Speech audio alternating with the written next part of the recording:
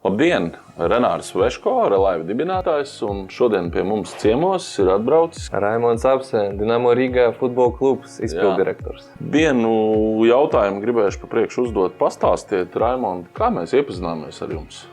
Bija ļoti interesanta situācija mūsu klubam. Jā, mēs iepriekš īrējam telpu mūsu birojam citviet. Jā, un tāda situācija nonācām, ka mums iepriekšēju vietu bija jāatbrīvo dažu nedēļu laikā. Un tādās situācijās nevienam negribu vispār. Tāpēc, ko mēs izdomājam? Mēs atradām Renaru. Un Renar mums, principā, nedēļas laikā atrada jaunu biroju, un jau pēc nedēļas mēs pārvācamies uz lielisko biznesa centru Unity. Tieši blakus Renaram sēžam tagad. Tas ir lielisks darbs. Jau liels paldies tev, jums, visiem. Paldies. Es sapratu, ka šī gadījumā, kad pienāca tavs zvans, es nevarēju čamāties. Man bija jārīkojas ļoti ātri, jo futbols ir ātrs. Tā nav nekāda lēnā spēle. Kā tieši futbols un kāpēc tieši futbols? Varbūt īsumā varat pastāstīt par savu klubu? Klubu dibināja mans tētis Jānis Apse 2005. gadā. Viņš visu mūžu gribēja kļūt par treneri, par futbola treneri. Pats arī spēlēja Rīgas futbola skolā un gribēja kļūt par treneri. Jā, saka, nodarboties ar bērniem. Viena komanda, otra komanda, paņemat treneri, otru treneri darbu un izveidojas diezgan liels klubs Latvijas mērogā. Kāpēc tieši varbūt tās bērniem arī un visam tam ir kaut kāds tāds jautājums?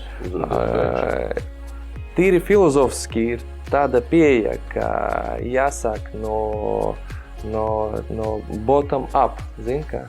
Tāda pieeja, jāsāk to platformu izveidot. Step by step? Jā. Vispirms tu paņem mazākus bērnus, jā, un trenē tiem līdz profesionāļiem. Jā, tāda ir doma. Un, protams, kļūt par profesionāliem Latvijā ir diezgan sarežģīti futbolā. Jā, tur tu vari tagad saskaitīt pa roku un kāju pirkstiem mūsu Latvijas spēlētājus profesionāļus. Jā, bet tik un tā jācer, jāstrādā, jādomā, kā piesaistīt partnerus, spēlētājus, trenerus, arī vecāku atbalstu.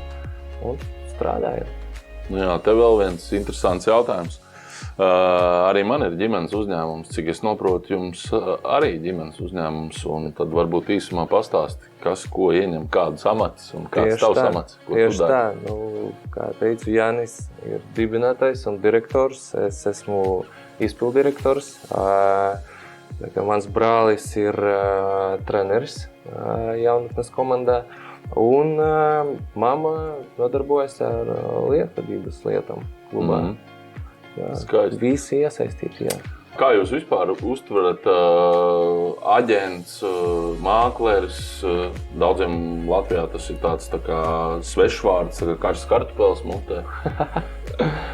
Tā kultūra nāk iekšā mūsu dzīvē. No mūsu, no sportistu puses, mēs vienmēr izvēlamies strādāt ar profesionāļiem. Ja? Un ja mums ir interese kaut kāda nekustamo īpašumu segmenta, sfēra, tad, protams, mēs izvēlēsimies profesionāļus. Relaiva. Prieks bija jums sadarboties. Paldies, Renar. Paldies. Paldies jums, mīļie skatītāji, par šo jauko interviju. Un diez zinu, kas būs nākošreiz šajos krēslos. Iespējams, būs kāds cits viesis, to mēs paši pat nezinām. Bet, tā būs liela intriga. Ar tikšanos jums studijā kopā bija Dinamo Rīga futbola klubs un Renārs Relaiva.